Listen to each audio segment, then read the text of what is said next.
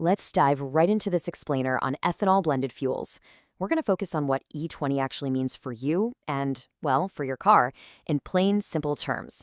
We've seen so many drivers asking why they're suddenly spending way more at the pump and getting fewer miles per gallon. Actually, you might have even noticed this in your own car recently. You haven't changed your driving habits, your commute is exactly the same, but boom, you're visiting the gas station a lot more frequently. Well, the culprit might literally be the fuel you're pumping into your tank. What is ethanol fuel? Let's start by understanding E20 and exactly what's going into our gas tanks. E20 is just a simple mixture. The E stands for ethanol, and the 20 stands for the percentage. So it's 20% ethanol and 80% standard gasoline. But what actually is ethanol? Very simply, it's a type of alcohol made by fermenting plant sugars from crops. Depending on where you live, that usually means corn, sugarcane, barley, or wheat. It's basically an organic, renewable biofuel mixed right into traditional fossil fuels. The big picture benefits. To understand this shift, we need to look at the macro-level advantages and why governments are pushing this fuel change globally. Blending ethanol into our fuel provides huge, big picture benefits. For one, it significantly cuts down on our reliance on imported oil. Just to put that in perspective, in India, the fossil fuel import bill sits around a massive $120 billion. By replacing 20% of that with domestic ethanol, countries save absolute billions.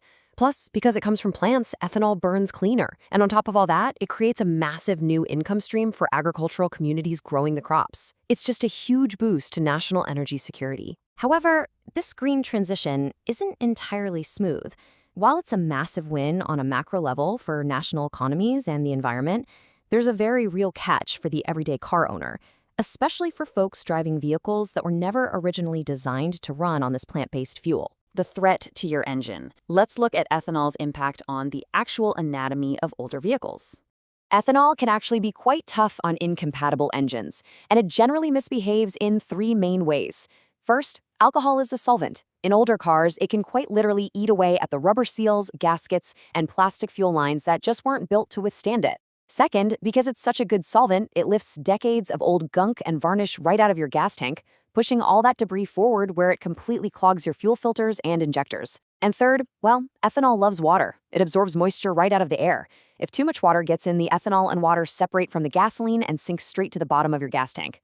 When your car tries to pump that watery mixture into the engine, yeah, it can cause severe damage. The mileage drop explained. Let's explore why efficiency falls and how this internal engine struggle translates to the most noticeable issue for your wallet. Some owners of older, non-compliant vehicles are experiencing a staggering 20% drop in their overall fuel efficiency since higher ethanol blends were introduced. 20%. That's a massive hit to your daily commute, Bridget. But we need to be clear here. This isn't happening to everyone equally. Modern cars, generally those built after the late 90s or early 2000s, were manufactured with updated plastics and metals specifically chosen to handle ethanol. If you drive one of these, you're usually only suffering a minor 5 to 7% dip in mileage. Older cars, however, and that massive efficiency loss of up to 20%. But why does mileage drop at all, even in brand new cars?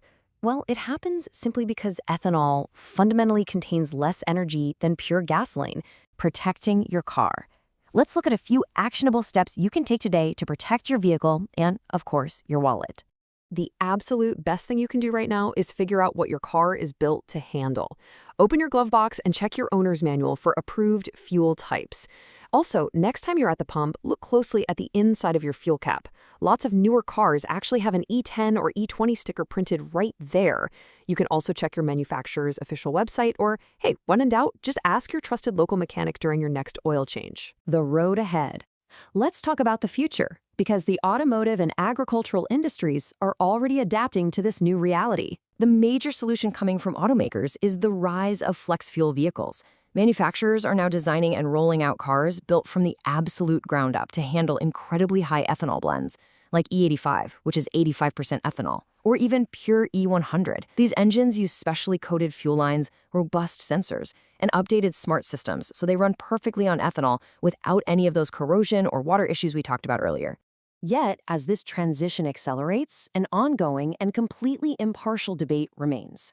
On one side, you have this phenomenal green upside, vastly reduced tailpipe emissions, cleaner air in our cities, and a massive reduction in the billions of dollars spent importing foreign fossil fuels. But on the other side, critics point out the environmental strain of using incredibly water-intensive crops, like sugarcane, just for fuel. The big concern here is that diverting rich agricultural land and water resources away from food production to fill our gas tanks, well, that creates an entirely different set of environmental and economic challenges. Which leaves us with a fascinating final thought to consider.